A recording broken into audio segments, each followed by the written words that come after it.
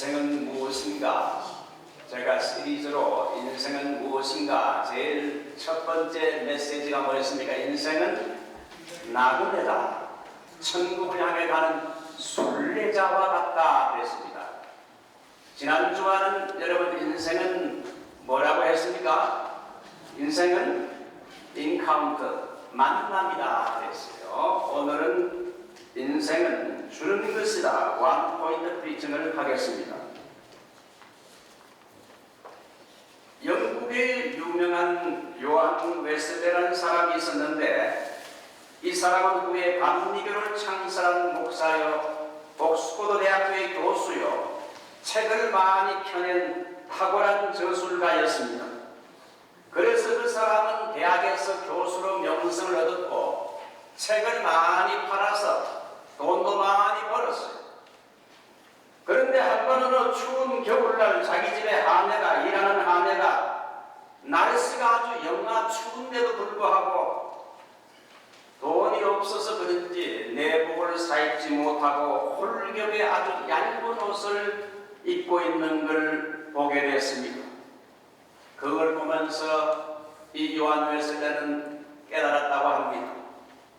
돈이라는 건 하나님이 내게 주신 이 물질이라는 것은 나를 위해서만 사용해서는 안 되고 내 주변에 어려운 이웃을 위해서 써야겠구나. 이렇게 생각하고는 그의 하인에게 돈을 주어 따뜻한 내복을 사입게 해서 추운 겨울을 따뜻하게 지내게 했습니다. 그 작은 배품의 손길이 그 아내에게는 큰 감동을 주었습니다. 작은 선행을 하고 난 후에 그부터 요한 웨슬레는 자기의 생활비를 한 달에 얼마 딱 정해놓고 그 나머지 외의 소득은 하나님의 사업과 가난한 이웃을 돕는 데 심는 씨로 사용을 했습니다.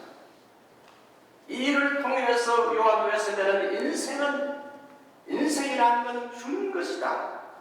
주는 것이요, 내가 가진 것을 남과 나누는 삶이야말로 진정 크리스찬의 삶이요, 그것이 나누는 삶이 가장 행복한 기쁨의 삶이라는 것을 깨닫게 되었습니다. 인생은 무엇인가? 인생은 나그네다, 만남이다. 인생은 주는 것이다. 미국의 석유왕이었던 록펠러를 잘 아시죠? 젊은 나이에 33살에 백만장자가 됐고 53세에 세계 최대 갑부라는 이런 평판을 받았습니다. 그가 처음에는 금을 캐기 위해서 방산업을 하다가 가진 돈이 다 떨어졌는데도 금이 발견되지 않습니다. 광부들이 임금을 받지 못하자 폭도로 변하면서 밀린 임금을 요구했습니다. 어릴 때부터 교회를 나가고 신앙 지도를 받았던 록펠러는 인생의 위기 때에 해방 바닥에 엎드려서 밤중에 통곡하면서 하나님께 울부짖으며 기도했습니다. 어려서부터 나의 어머니를 통하여 믿게 하신 하나님, 나의 하나님, 위기에 처한 나를 도와주시옵소서. 울면서 록펠러는 기도했습니다. 그랬을 때 그의 생각 속에 더 깊이 파라, 때가 되면 열매를 거두리라는 이런 세미한 음성을 듣게 됐습니다. 그래서 더 깊이 파라고 광부들에게 지시하자, 아니 주인이 미쳤구나. 그런데 얼마 후에 한 1m 정도를 더 깊이 팠을 때에 그 땅에는 황금 대신에 여러분 검은 물이 분수처럼 솟구쳐 오게 되면서 석유가, 금이 아니라 석유가 그 땅에서 터져 나왔어요. 그래서 그는 오하이오 스탠퍼드 석유 회사를 설립하게 되었습니다. 나중에 세계 최대의 갑부로 성장하게 되지요.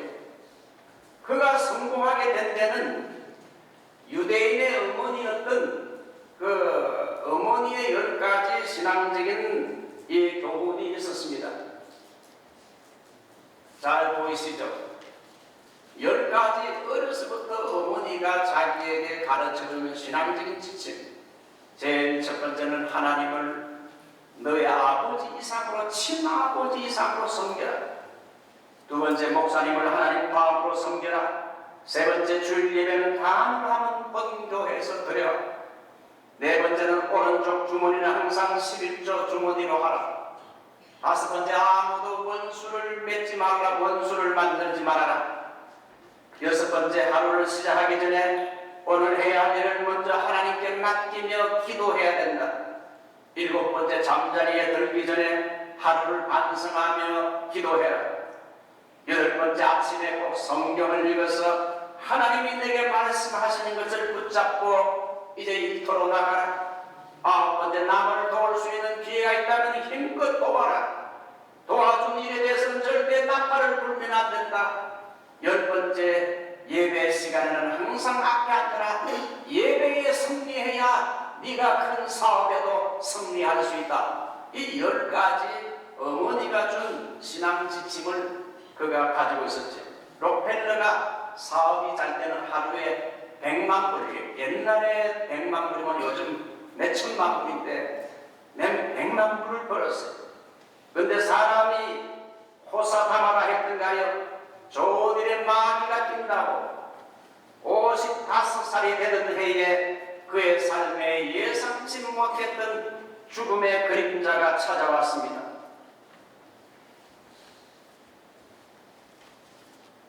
알로페시아라는 그 탈모증 비슷한 병이 걸리게 되면서 머리카락이 다 빠지고 눈썹도 문둥병자처럼 빠지고 그 다음에 잠을 자려도 잠이 오지 않고 몸이 점점 초췌하게 말라가는 이상한 희귀한 병에 걸렸습니다. 그 당시 의술로는 의사들이 고칠 수 없는 불치병이었어요. 의사는 당신 앞으로 1년 후에 유생한다. 1년 후에는 당신은 죽을 것이다. 사형 선고를 받았습니다. 그래서 그는 매일 병원에서 생활하면서 심한 절망감에 사로잡혔는데 그런데 하늘이 무너져도 솟아날 구멍이 있다. 그가 병원 생활하던 중에 하루는 놀라운 일을 체험하게 됩니다. 휠체어를 타고 검진을 받으러 이동하다가 로비에 걸린 액자의 글귀가 시선을 끌었습니다. 보입니까? It is more blessed to give than to receive. 주는 것이 받는 것보다 복이 있다. 주는 자가 받는 자보다 복이 있다는 말씀이었어요. 여러분, 이 말씀이 누가 한 말입니까? 이 말씀은 누가 한 말이죠? 예수님이 한 말이죠. 이게 어디 나옵니까? 사도행전 20장 35절에 기록된 그 병원에 붙어있는 주는 자가 받는 자보다 복이 있다는 성경의 한 구절의 말씀인데 그 말씀을 접하는 순간 온몸이 떨리고 눈물이 나기 시작했습니다. 그 한 말씀을 접하는 순간 여러분 마음에 큰 감동이 왔어요. 그래서 눈을 지그시 감고 그 성경 구절 한 말씀을 묵상했어요. 주는 것이 받는 것보다 복이 있다. 그는 지금까지 돈을 많이 벌기는 했지만 그 돈은 오로지 자기 자신을 위해서 사용했지 남에게 주진 않았습니다.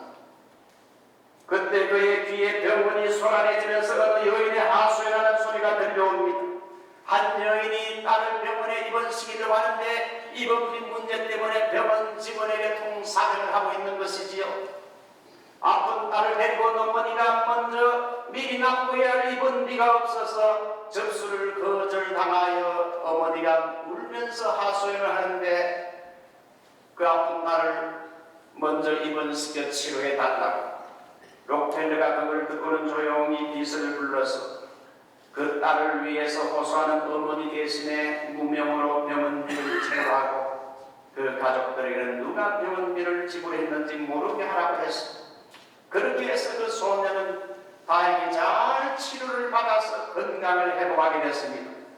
온 가족이 함께 기뻐하는 모습을 남몰래 지켜본 록펠레 마음에 엄청난 기쁨과 행복감이 파도처럼 밀려왔어요. 남에게 주는 것, 남에게 베풀고 하는 이 삶이 이렇게 기쁘고 귀한 것이구나. 내가 왜 이것을 그전에는 몰랐을까?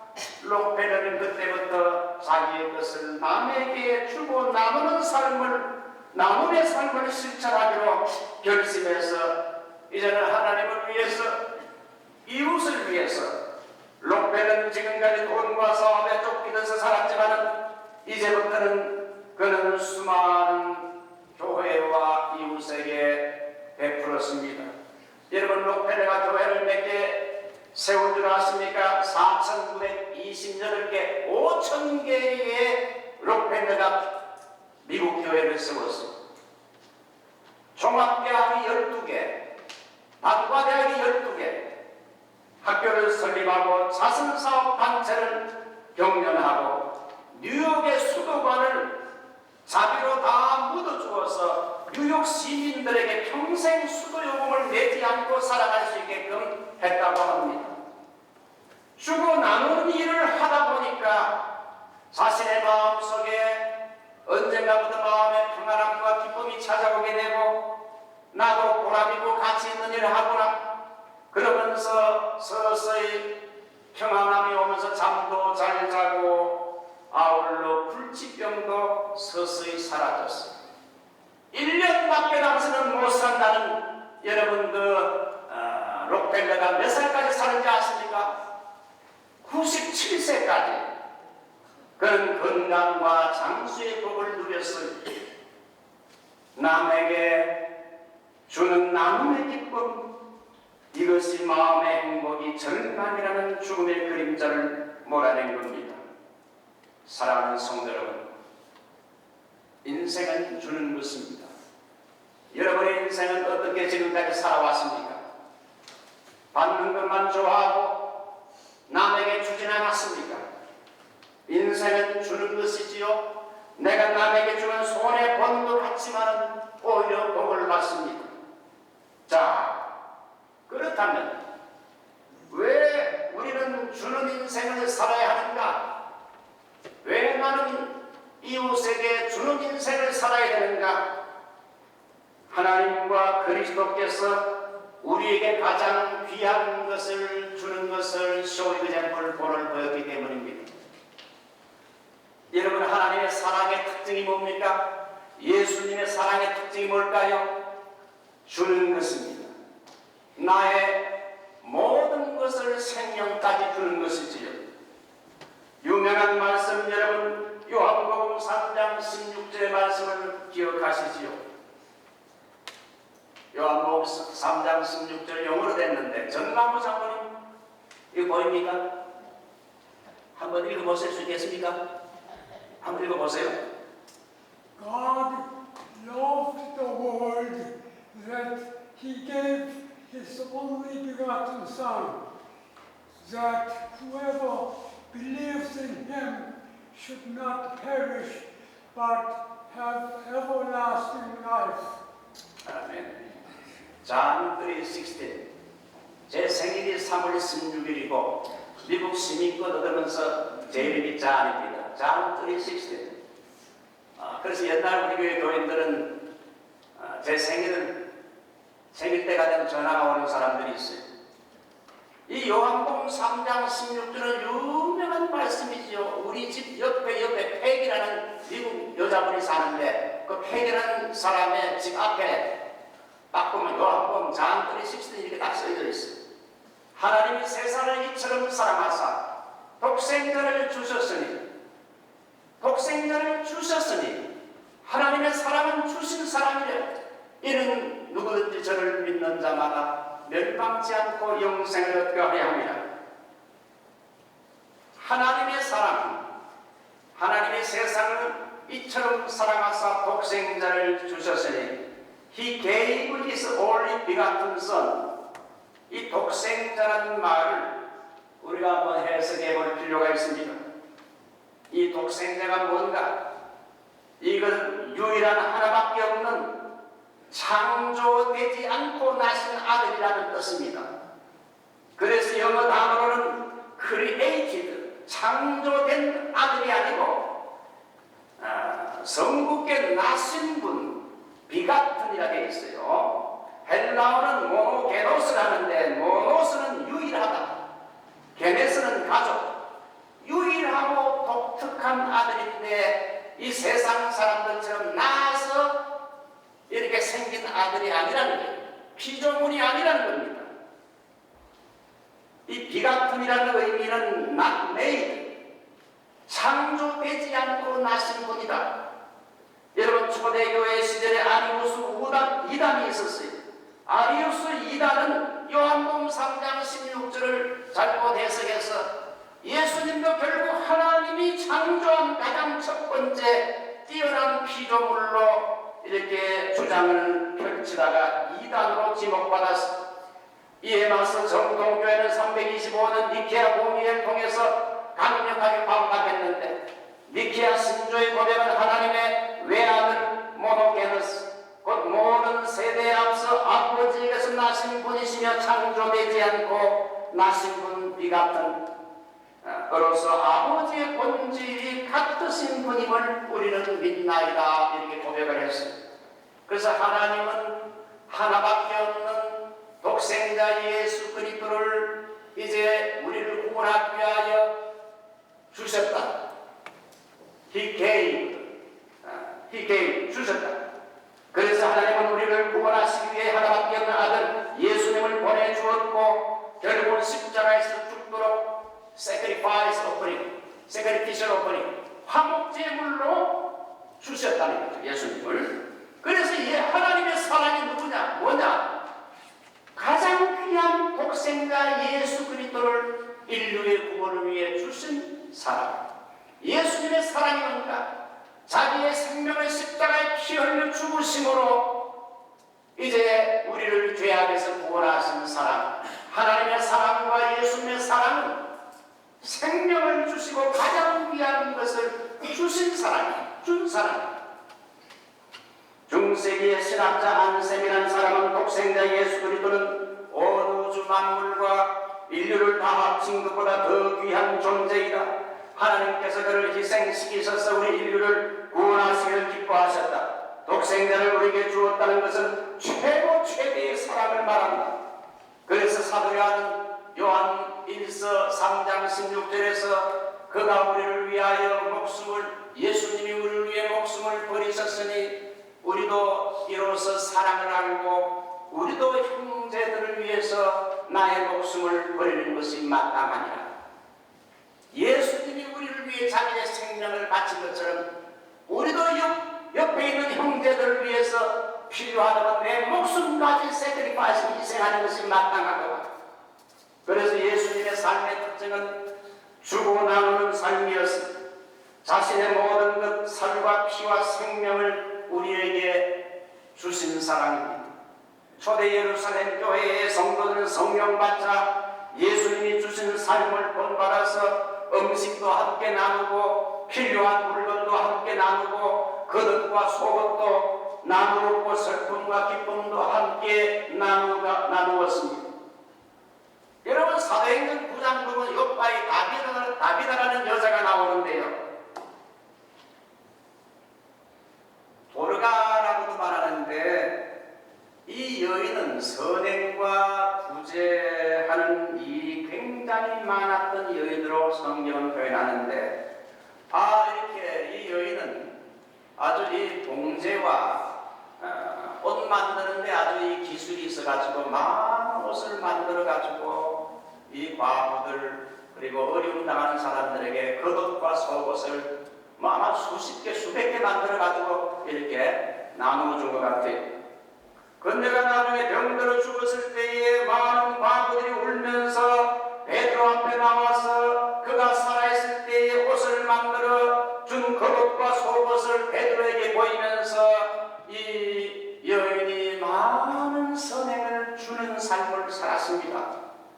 베드로 왔을 때 울면서 고백하자 베드로가 이 도르가라는 여인을 다시 살리는 기적이 나옵니다.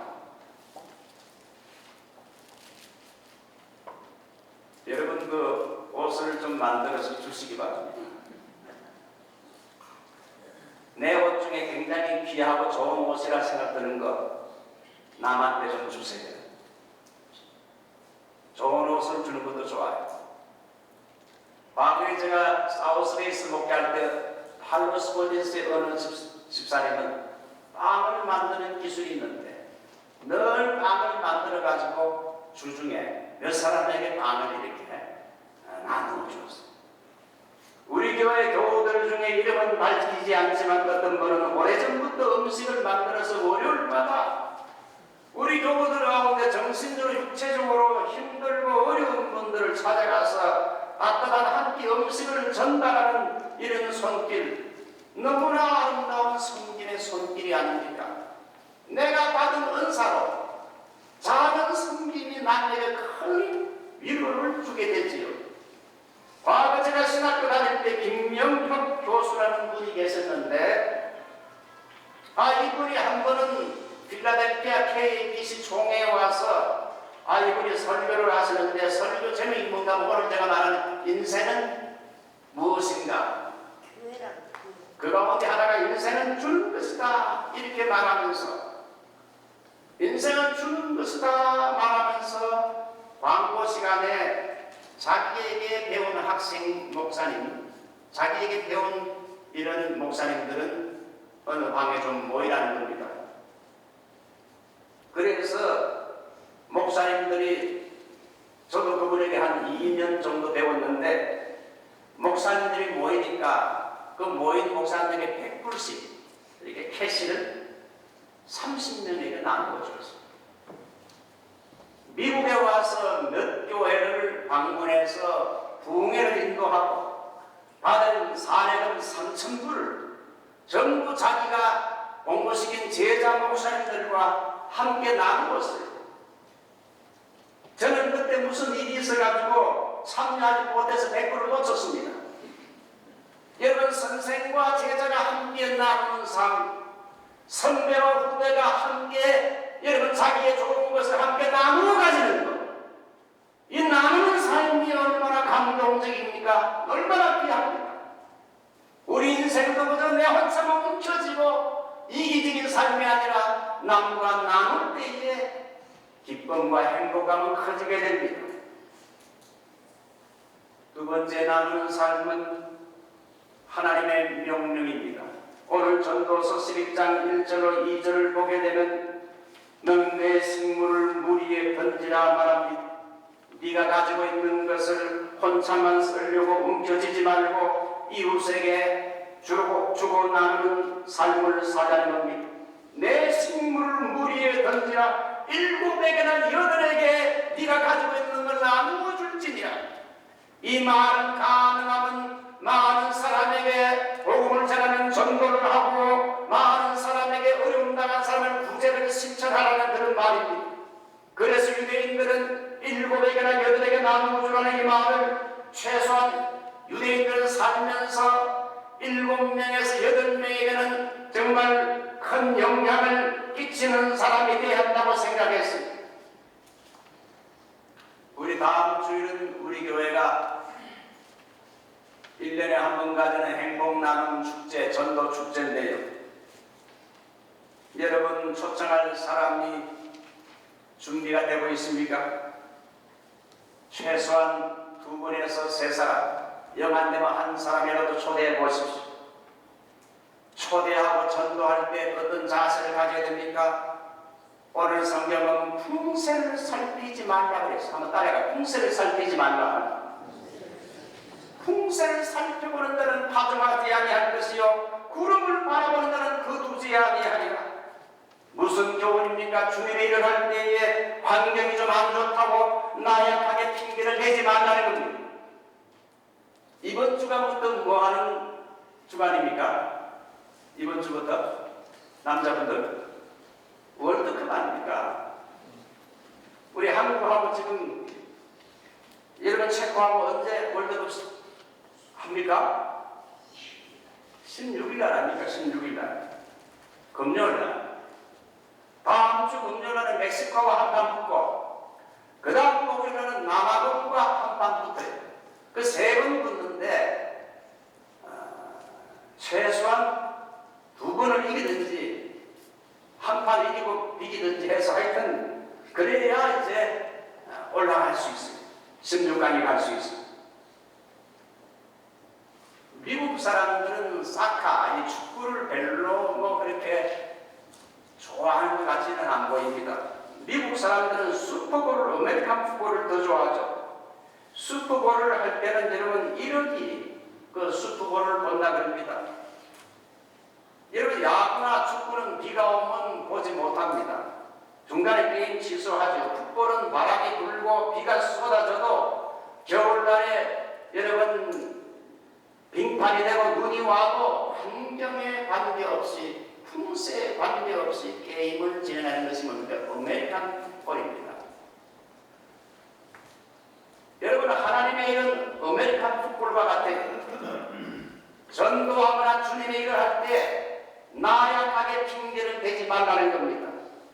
풍세에 관계없이 비가 올지라도 여러분 몸이 피곤할지라도 여러분 하나님의 일에 핑계를 대면서 약골이어서는 안 된다는 걸 말하는 거지. 여러분 서울대학에 입학했는데 어떤 사람이 핑계를 대기를 우리 집하고 거리가 멀어서 난 못 가겠다. 그런 사람 봤습니까? 서울대학 멀어서 안 간다는 사람은 없어요. 여러분 우리의 식물을 한번 물 위에 던집시다. 풍세를 살피지 말고 최선을 다해서 이번에 카멘시 와서 보세요. 이번에 다음 주에 한번 와서 이제 찬양과 기약과 간증과 그리고 전도 설교. 여러분 내하고 가까운 사람을 전도해야 되지만 전도 막상 하려면 쉽지 않아요. 어떻게 내가 전도 설교로 그 사람을 주님을 영접할 수 있게 할까? 그분들은 그냥 모시고 오게 되면 제가 짤막한 전도 설교를 하면서 그리스도를 믿도록 초청을 합니다. 잃어버린 탕자들, 믿다가 낙심한 사람들, 이런 기회 때 한번 초대를 하시지 않겠습니까? 7에게나 8에게 나누어 줄지어다. 그 말입니다. 이제 마지막입니다. 주는 자에게는 하나님께서 주시는 축복의 약속이 있어요. promise. 누가복음 6장 38절 주라 그리하면 너희에게 줄 것이니 곧 흙이 되어 누르고 흔들어 넘치도록 하여 너희에게 안겨주리라. 여러분 지금까지 어떻게 얼마나 사람들에게 많이 주는 삶을 살았습니까? 하나님의 약속을 보면 주게 되면 손해보는 것 같지만 주게 되면 도로 받는 정도가 아니라 후이 되어 누르고 흔들어 넘치도록 갚아주겠다. 여러분 그 유대 지방의 한 소대는 예수님의 말씀을 듣기 위해서 어머니가 사준 도시락을 가지고 들판으로 나아갔습니다. 들판에 나가서 이 예수님의 말씀을 듣는데 점심을 먹을 시간도 없이 예수님의 말씀을 듣다 보니 점심을 먹지 못하고 있었는데 이제 저녁쯤 돼가지고 이제 청중들이 집으로 돌아가려는데 너무 배가 고파요. 그래서 나중에 이 소년이 자기의 도시락 5병이어를 예수님에게 드렸을 때에 여러분 5,000명을 배불리 먹이고 12광줄이 남기는 놀라운 기적을 베풀었습니다. 내가 내 것을 주니까 손해보는 줄 알았는데 그 결과는 누르고 흔들어 넘치도록 주었다는 겁니다. 이번에 이렇게 여러분 그 영상 시스템 이렇게 만들어 놓으니까 좋지요? 네. 한번 박수로 하는 경우만 보냅시다. 원래 영상 시스템을 요 중간에다 하려고 했는데 또 우리 이제 루트란 교회에 또 예전을 중요시하는 루트란 교회 사정이 있기 때문에 막판에 제일 밀려났지만 그래도 보기가 좋은 것 같아요. 제가 이렇게 서도 이렇게 뒤에 보입니까? 네. 어떤 분은 찬양 때 전부 여기만 보는데 여기도 보다가 여기도 보고 그러세요. 여기도 이쪽만 보자 저쪽도 좀 보시고 이번 사운드 시스템과 이제 사운드 시스템은 내일부터 이제 공사를 하는데 최고의 좋은 영상. 내게 목회하는 목사님들이 사운드 시스템은 비싸더라도 최고의 것을 이렇게 이 사운드를 통해서 복음이 전달되고 하나님의 은혜가 임하기 때문에 뭐 하울이 난다든지 너무 싼 걸 쓰게 되면은 이게 하고도 또 이게 후회가 돼요. 이제 내일부터 사운드 시스템을 하게 되면 이 남가주에서 가장 좋은 아마 영상 이제 사운드 시스템이 설치될 겁니다. 이것도 보게 되면 여러분 참 많은 분들이 무명의 성도들이 이렇게 목적 헌금을 해줘서 몇만 불을 4만 불 이상의 목적 헌금을 해줘서 이런 일이 가능하게 됐어요. 얼마나 감사한지. 작은 것이 정말 큰 효과를 주는데 하나님께서 귀한 헌신하신 분들에게 하나님이 누르고 흔드는 넘치도록 갚아주실 줄 믿습니다. 자, 이야기를 마치죠. 여러분, 로마가 250년 동안 기독교를 핍박했지 않습니까? 그러다가 콘스탄틴 대제 때에 여러분 전투에서 이제 십자가 깃발을 가지고 나가면 네가 이기게 된다는 이런 계시를 받고는 콘스탄틴 대제가 십자가 깃발을 해가지고 방패에다가 십자가를 해가지고 나가 싸웠을 때 이겼어요. 그러고 나서 하나님이 나를 도왔구나 해서 태양신을 섬기는 것을 포기하고 이제는 기독교인들이 믿는 하나님을 믿게 됐어요. 나중에는 기독교가 국교가 됐어요.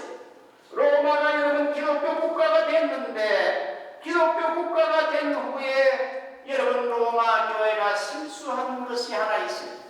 이것을 이번에 쓴 책에다가 제가 기록해 나왔습니다. 로마 교회가 무슨 실수를 했는가? 이제 기독교 국가가 됐으면 주변에 있는 야만족, 켈트족과 고토족들에게 복음을 전하는 선교를 해야 될 텐데 이런 여러분 야만족 가바리안들 주변에 있는 이웃들에게 복음을 전하진 않았어요. 예수 믿으라고 이 야만족들을 그리스도 앞으로 초청하지 못하자 그 징벌로 결국은 여러분 야만족인 고토족에 의해서 AD 476년에 서로마 제국이 멸망하게 됩니다.